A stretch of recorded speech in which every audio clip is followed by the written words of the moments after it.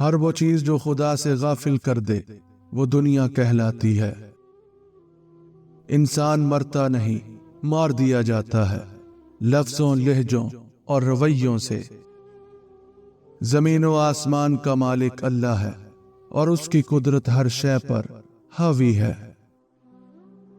جو اللہ کی رضا میں راضی ہو جائیں انہیں دنیا کا ڈر نہیں رہتا۔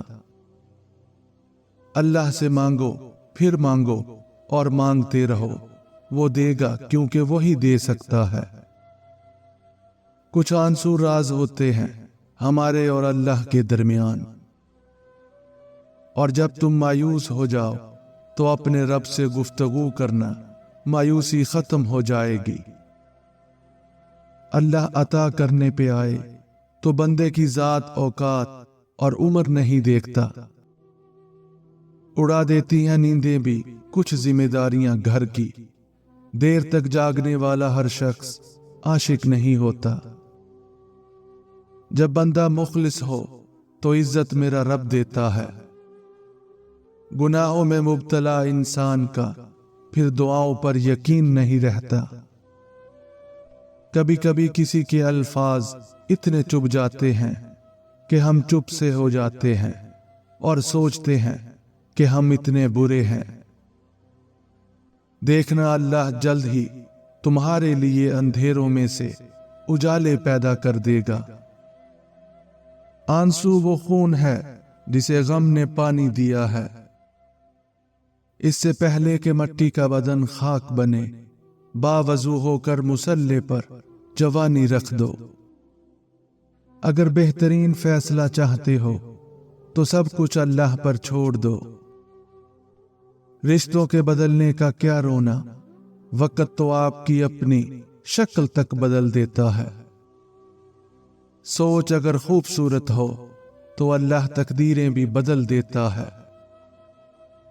دلوں کو مت توڑا کریں، دل بھی تو خدا کا گھر ہوتا ہے۔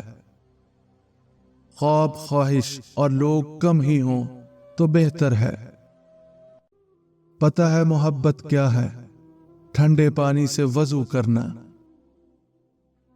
لوگ دنیا کو حقیقت سمجھ بیٹھے ہیں، حالانکہ بنانے والا خود کہتا ہے کہ یہ دنیا سوائے دھوکے کے کچھ نہیں۔ عورت کو چاند تاروں کی نہیں بلکہ عزت اور محبت کی ضرورت ہوتی ہے۔ جانتے ہو انسان کسے کہتے ہیں؟ جس کے دل میں انسانیت، آنکھ میں احترام، الفاظ میں نرمی اور اخلاق میں رحم دلی ہو۔ اللہ کے لیے تمہارا مقدر موڑنا کیا مشکل ہے، جس نے مشرق مغرب کو موڑ رکھا ہے۔ ترقی آگے بڑھنے سے نہیں بلکہ 1400 سال پیچھے محمد صلی اللہ علیہ وآلہ وسلم کی سنت پر چلنے سے ہوگی۔ کبھی کبھی میٹھی گفتگو کر کے لوگ آپ کو عزت نہیں، دھوکہ دے رہے ہوتے ہیں۔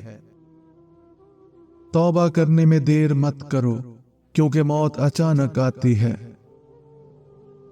اگر کوئی تم سے پوچھے کہ زندگی کیا ہے، ہتھیلی پر تھوڑی سی خاک رکھنا اور اڑا دینا۔ قبر وہ خالی مکان ہے جو اچھے اعمال سے ہی آباد ہو سکتا ہے۔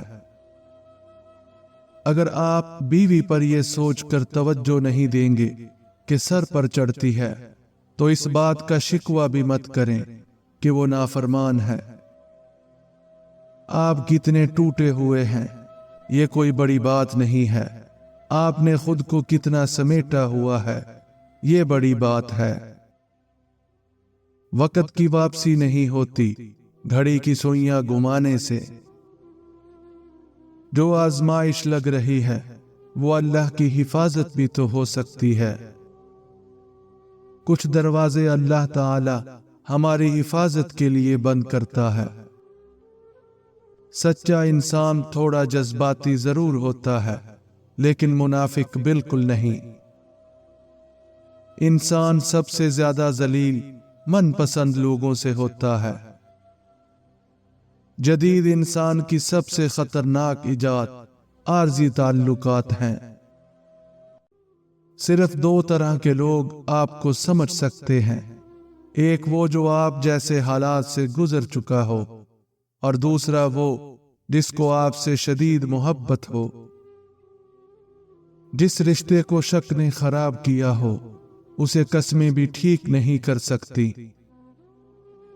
سچ تو یہ ہے ہم سب سے زیادہ اپنا دل خود ہی دکھاتے ہیں۔ جب لوگ آپ کو سمجھ نہیں پاتے تو آپ کو غلط قرار دے دیتے ہیں۔